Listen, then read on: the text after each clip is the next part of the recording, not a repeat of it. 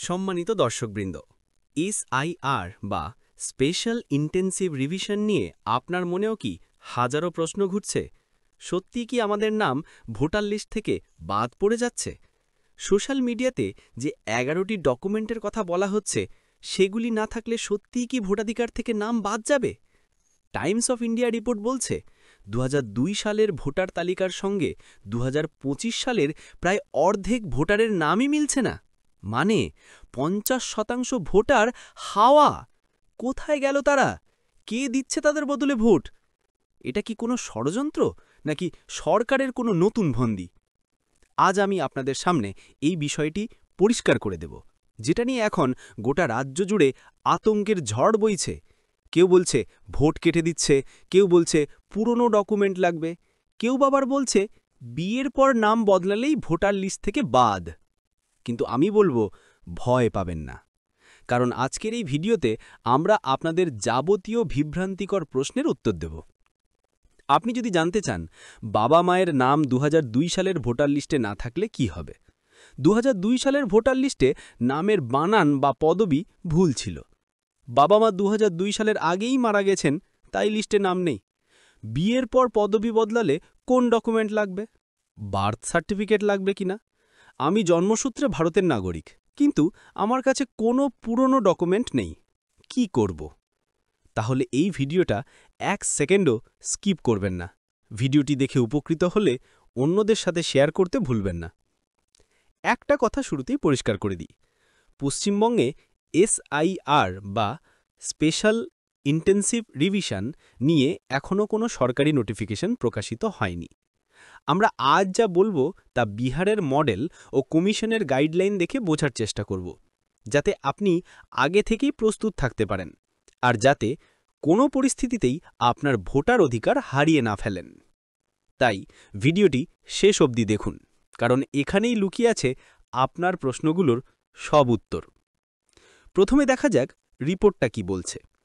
Times of India report অনুযায়ী উত্তর 24 পরগনায় মাত্র 45% মিল, ঝাড়গ্রামে 51%, পশ্চিম মেদিনীপুরে 63%, কালিম্পংয়ে 69%, আলিপুরদুয়ারে 54%।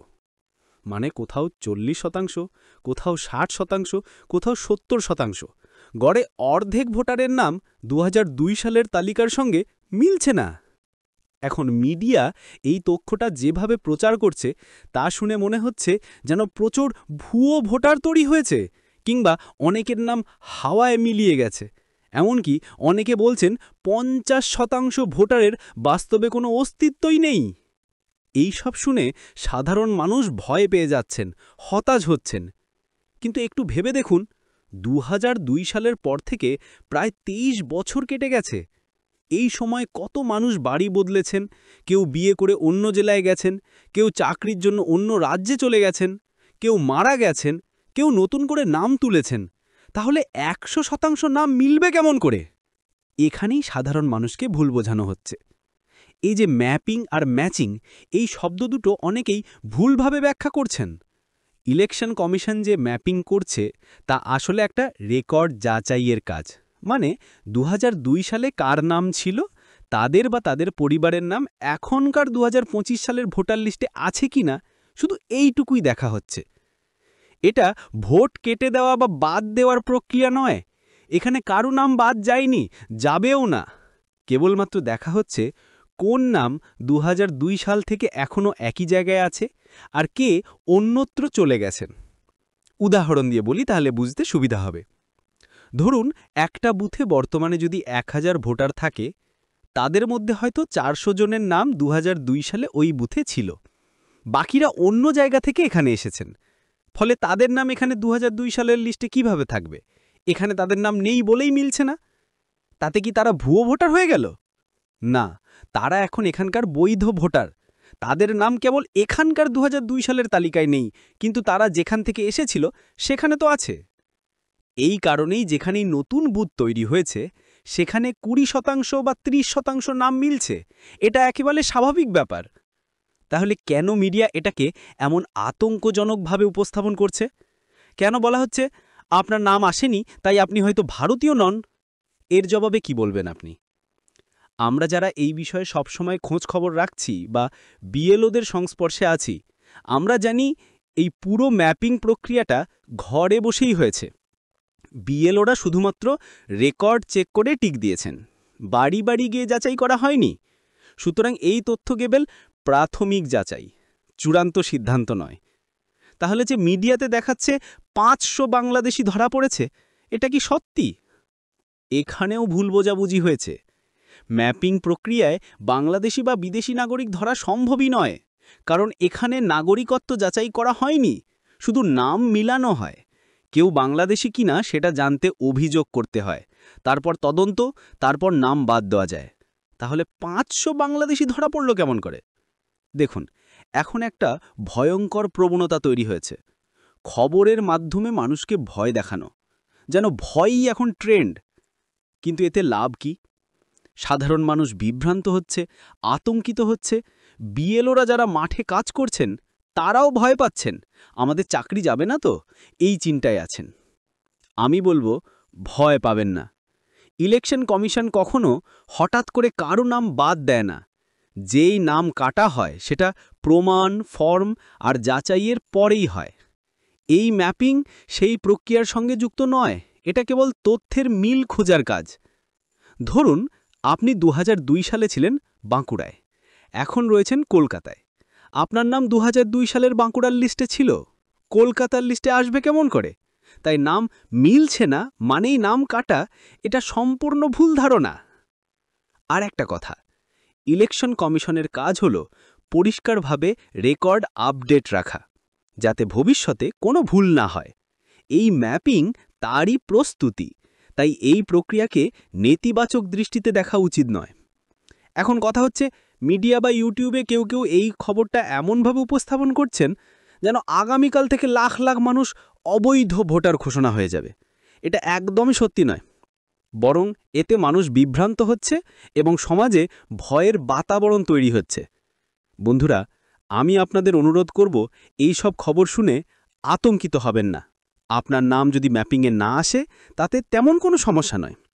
হ্যাঁ, এটা ঠিক যে এই ম্যাপিং লিস্টে নাম থাকলে কোনো ডকুমেন্টসের প্রয়োজন হবে না। ম্যাপিং লিস্টে নাম না আসলে যখন স্পেশাল ইন্টেন্সিভ রিভিশন বা SIR হবে, তখন প্রয়োজনীয় কাগজপত্র যেমন পুরনো ভোটার লিস্ট, বাবা মায়ের নাম, অ্যাড্রেস প্রুফ দেখালেই আপনার নাম থাকবে আগের মতোই।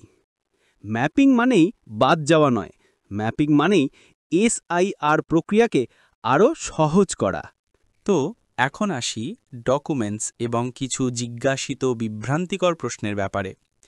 সবচেয়ে বেশি প্রশ্ন এসেছে বার্থ সার্টিফিকেট নিয়ে। চলুন এক এক করে উত্তরগুলো জেনে নিই। প্রশ্ন 1, কার বার্থ সার্টিফিকেট লাগবে এবং কার লাগবে না? দেখুন, বিষয়টা একটু জটিল কিন্তু বোঝা সহজ। যদি আপনার জন্ম 1987 সালের 1 জুলাইয়ের পরে হয় এবং আপনি ভোটার লিস্টে একেবারে নতুন নাম তুলছেন আর আপনার বাবা মায়ের নাম 2002 সালের ভোটার লিস্টে নেই, তবে আপনার বার্থ সার্টিফিকেট লাগবেই। কিন্তু যদি আপনার জন্ম 1987 সালের পরে হওয়া সত্ত্বেও আপনার বাবা মায়ের নাম 2002 সালের ভোটার লিস্টে থাকে, তাহলে বার্থ সার্টিফিকেট বাধ্যতামূলক নয়। সেক্ষেত্রে শুধু প্রমাণ করতে হবে যে ওনারাই আপনার বাবা মা। এর জন্য বাবা মায়ের নাম আছে এমন যে কোনো একটি সরকারি ডকুমেন্ট দেখালেই হবে। এখন যাদের জন্ম 1987 সালের 1 জুলাইয়ের আগে কিন্তু 2002 সালের লিস্টে নাম নেই, তাদের জন্য বার্থ সার্টিফিকেট বাধ্যতামূলক নয়। স্কুল সার্টিফিকেট বা কমিশন উল্লেখিত অন্য বৈধ প্রমাণপত্র দিলেই হবে। আর যাদের জন্ম 2004 সালের পরে এবং বাবা মায়ের নাম 2002 সালের লিস্টে নেই, তাদের নিজের বার্থ সার্টিফিকেট এবং বাবা মায়ের নাগরিকত্বের প্রমাণপত্র দুটোই জমা দিতে হবে। প্রশ্ন 2, বার্থ সার্টিফিকেট বা স্কুল সার্টিফিকেট হারিয়ে গেলে কি করব? একদম চিন্তা করবেন না। যদি আপনার নাম 2002 সালের ভোটার লিস্টে থাকে, তাহলে এগুলো আপনার কাছে চাইবেই না। আর যদি প্রয়োজন হয়, আপনি যে স্কুল থেকে পাশ করেছেন সেখানে অ্যাপ্লিকেশন লিখলে রেজিস্টার খাতা দেখে আপনাকে ডুপ্লিকেট সার্টিফিকেট দিয়ে দেওয়া হবে। এটা খুব সহজ একটি প্রক্রিয়া। এছাড়াও অন্যান্য ডকুমেন্ট এবং বিশেষ পরিস্থিতিতে কিছু জরুরি প্রশ্ন, যেমন পাসপোর্ট কি একটি বৈধ ডকুমেন্ট হিসাবে গ্রাহ্য হবে? হ্যাঁ, পাসপোর্ট একটি অত্যন্ত গুরুত্বপূর্ণ ডকুমেন্ট। যেহেতু পাসপোর্ট ভারত সরকারের স্বরাষ্ট্র দপ্তর থেকে ইস্যু করা হয়, তাই এটি নাগরিকত্বের একটি বড় প্রমাণ। আপনার পাসপোর্ট যদি পুরনো বা ল্যাপসে হয়ে গিয়েও থাকে, তাহলেও সেটা বৈধ ডকুমেন্ট হিসাবে কাজ করবে। প্রশ্ন 4, 2002 সালের ভোটার লিস্টে নামের বানান বা পদবি ভুল ছিল, পরে সংশোধন করা হয়েছে, কোনো সমস্যা হবে? একেবারেই কোনো সমস্যা নেই। আপনি যে ডকুমেন্টটি দেখিয়ে ভুল সংশোধন করিয়েছেন, সেই ডকুমেন্টটি প্রমাণ হিসেবে দেখাবেন। এতেই প্রমাণিত হবে যে 2002 সালের লিস্টে থাকা ব্যক্তিটি আপনি। প্রশ্ন 5, বাবা মা 2002 সালের আগেই মারা গেছেন, তাই লিস্টে নাম নেই। এখন করণীয় কি? এক্ষেত্রে আপনার বাবা মায়ের ডেথ সার্টিফিকেট এবং তারা আগে ভোট দিয়েছেন তার কোনো পুরনো প্রমাণপত্র দেখালেই হবে। বাড়িতে আসা বিএলওকে বিষয়টি বুঝিয়ে বললে কোনো সমস্যা হওয়ার কথা নয়। প্রশ্ন 6, দলিল কত সালের দেখাতে হবে? দেখুন, দলিলের ক্ষেত্রে নির্দিষ্ট কোনো কাট অফ ইয়ারের কথা এখনও জানা যায়নি, তাই এই বিষয়ে ভুল তথ্য আমি দিতে চাই না। তবে পুরনো দলিল একটি বৈধ প্রমাণপত্র হিসাবে অবশ্যই গ্রাহ্য হবে। প্রশ্ন 7, দাদুর নামে 1954 সালের দলিল আছে, কিন্তু বাবা মায়ের নাম 2002 এর লিস্টেরই, এতে কোনো সমস্যা হবে কিনা? এক্ষেত্রে আপনাকে একটি লিঙ্ক সার্টিফিকেট তৈরি করতে হবে। বিডিও অফিস থেকে এই সার্টিফিকেট পাওয়া যায়, যা প্রমাণ করবে যে দাদুর সূত্রেই আপনি আপনার বাবার সন্তান। এই সার্টিফিকেট দলিলের সাথে জমা দিলে আপনার কাজ হয়ে যাবে। প্রশ্ন 8, 1971 সালে ভারতে প্রবেশের স্লিপ আছে, এটা কি গ্রাহ্য হবে? হ্যাঁ, অবশ্যই হবে। ভারতের আইন অনুযায়ী 1971 সালের নির্দিষ্ট কাট অফ ডেটের আগে যারা ভারতে প্রবেশ করেছেন তারা আইনগত ভারতের নাগরিক, তাই এই স্লিপ একটি বৈধ প্রমাণ। প্রশ্ন 9, যারা কাজের সূত্রে রাজ্যের বাইরে থাকেন তারা ফর্ম ফিল আপ করবেন কিভাবে? এর দুটো উপায় আছে। 1, আপনার বাড়ির লোক আপনার হয়ে ফর্ম ফিল আপ করে ডকুমেন্ট জমা দিতে পারেন। বিএলও পরিচিত হলে এটা সহজেই হয়ে যায়। 2, অনলাইনে ফর্ম ফিল আপ করার সুযোগও থাকবে। আপনি বাইরে থেকে অনলাইনে ফর্ম ফিল আপ করে ডকুমেন্ট আপলোড করতে পারবেন, যা পরে আপনার এলাকার বিএলও ভেরিফাই করে নেবেন। এছাড়াও মহিলাদের ক্ষেত্রে কিছু অতিরিক্ত প্রশ্ন থাকে, চলুন সেগুলোও জেনে নিই। প্রশ্ন 10, বিয়ের পর পদবি পরিবর্তন হয়েছে, এর জন্য কি ডকুমেন্ট লাগবে? যদি বিয়ের পর নতুন পদবি সহ আপনার নাম 2002 সালের ভোটার লিস্টে উঠে গিয়ে থাকে, তাহলে কোনো চিন্তাই নেই। আর যদি আপনার বিয়ে 2002 সালের পরে হয়ে থাকে এবং শ্বশুরবাড়িতে প্রথমবার নাম উঠছে, তাহলে আপনাকে আপনার বাবা মায়ের 2002 সালের ভোটার লিস্টের পাতার জেরক্স এবং আপনার ম্যারেজ রেজিস্ট্রেশন সার্টিফিকেট জমা দিতে হবে। বাপের বাড়ি অন্য রাজ্যে বা অন্য বিধানসভায় হলেও নিয়ম একই থাকবে। এছাড়াও একটি গুরুত্বপূর্ণ প্রশ্ন, আমি জন্মসূত্র ভারতের নাগরিক, কিন্তু আমার কাছে কোনো পুরনো ডকুমেন্ট নেই, কি করব? এটা একটা কঠিন পরিস্থিতি, কিন্তু এরও উপায় আছে। আপনার বর্তমানে যা যা ডকুমেন্ট আছে, যেমন আধার কার্ড, রেশন কার্ড, সেগুলো দিয়েই ফর্ম জমা দিন। এরপর আপনাকে হিয়ারিংয়ের জন্য ডাকা হতে পারে।